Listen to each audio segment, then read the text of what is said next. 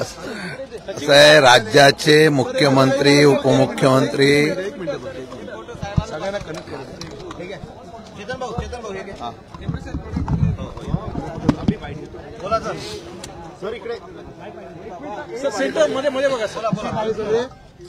नवीन सरकार स्थापन झाल्यानंतर राज्याचे मुख्यमंत्री उपमुख्यमंत्री या सर्वांना आणि मंत्र्यांना शुभेच्छा आम्ही देतोय।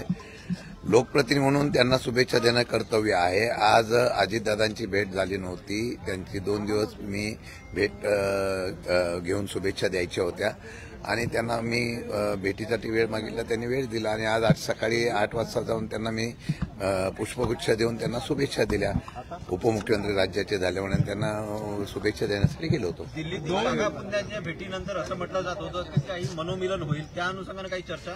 अजिबात तशी काही चर्चा झाली नाही। गर्दी होती, मी त्यांना भेटलो, 2 मिनिटांमध्ये भेटण्यामध्ये शुभेच्छा दिल्या, विचारपूस त्यांची मी केली, त्यांनी माझी केली आणि निघून आलो। शुभेच्छांचा वर्षा होताना पाहायला मिळतोय, कारण उद्धव ठाकरे यांनी फडणवीसांना दिली, आज तुम्ही अजितदादांना दिली। नाही, याला राजकीय काय हे नाही, शेवटी एक वेगळं रिलेशन पण असतं। इतके वर्षाचे बरोबरचे आमचे संबंध असतात, त्या संबंधातून त्यांना शुभेच्छा देणे कर्तव्य आहे। त्यामुळे शुभेच्छा देण्याचा इतका वेगळा अर्थ लगेच काढण्याचा काय अर्थ नाहीये। कटुता कमी करण्याचं आवाहन फडणवीसांनी केलं होतं पहिल्याच दिवशी विधानसभेमध्ये, आता विरोधकांनी पाऊल पुढे टाकलं असं म्हणते। नाही, जिथे सरकारची भूमिका चांगल्या प्रकारच्या विषयासंदर्भात असेल तिथं विरोधक म्हणून आम्ही 100% त्यांना सहकार्य करू, परंतु जिथं सरकारची भूमिका चुकीची असेल, महाराष्ट्राच्या हिताची नसेल, तिथं विरोधक म्हणून आम्ही आक्रमक राहू।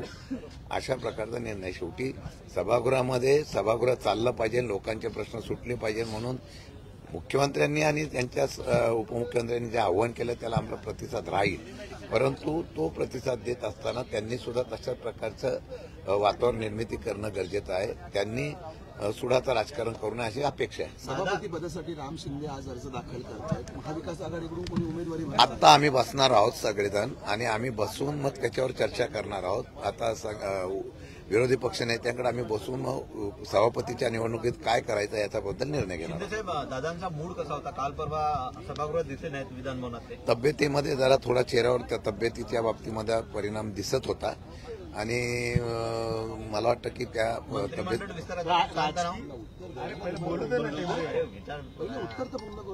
त्यामुळे ते मला वाटत नाही की तसा राजकीय वगैरे आजार वगैरे असेल, पण निश्चितपणाने त्यांचा आजार आहे असं चेहऱ्यावर दिसून येतं। हा राजकीय आजार म्हणायचा का? कारण की बरेच जण नाराज दिसतात, छगन भुजबळ तिकडे नाराज आहेत, पटेल का निघून गेलेले आहेत। काल सरकारमधल्या तिन्ही पक्षामध्ये प्रचंड नाराजीचा या ठिकाणी सूर पाहायला मिळतो। आम्ही काही लोकप्रतिनिधी आमदारांशी बोलतोय, ज्या लोकांना संधी मिळाली नाही, जे सिनियर आहेत, पण काही लोकांना दावडून काही लोकांना संधी दिलेल्याची नाराजगी स्पष्ट शब्दामध्ये आहे। समतोलपणा राखला नाही याची पण खंत आहे। संधी मिळेल अशी अपेक्षा होती, पण तशी मिळाली नाहीबद्दल प्रचंड अस्वस्थता या ठिकाणी आमदारांमध्ये पाहायला मिळते। भुजबळांचं एक प्रमुख कारण समोर आलेलं आहे की मंत्रीपद नको, पण निर्णय क्षमतेमध्ये मला सामावून घ्या। तिकडे भूमिका ते सातत्याने बोलत आहेत।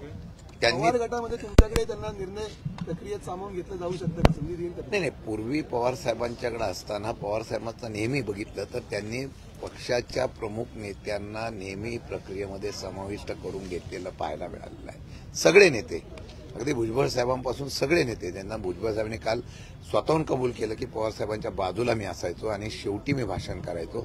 ही प्रक्रिया त्यांनी मान्य केली, तशी पवार साहेब सगळ्यांना त्या ठिकाणी समाविष्ट करून घेत होते। आज तशा प्रकारची खंत त्यांनी व्यक्त केली असेल तर तो त्यांचा प्रश्न आहे, परंतु अशी कुठल्याही प्रकारची चर्चा सध्याच्या परिस्थितीमध्ये आदरणीय शरदचंद्रजी पवार साहेबांच्याकडे कुठली नाही असं मला वाटतं। हे तिघजण जे आहेत, प्रफुल्ल पटेल असेल, सुनील तटकरे असतील आणि अजित, हे तिघजण पक्ष चालवतात, अशा पद्धतीचे देखील आरोप होत आहेत, म्हणून कुठेतरी ही नाराजी दिसून येते का? नाही, वागणूक हा विषय त्या पक्षाचा आणि त्यांच्या नेत्यांचा आहे।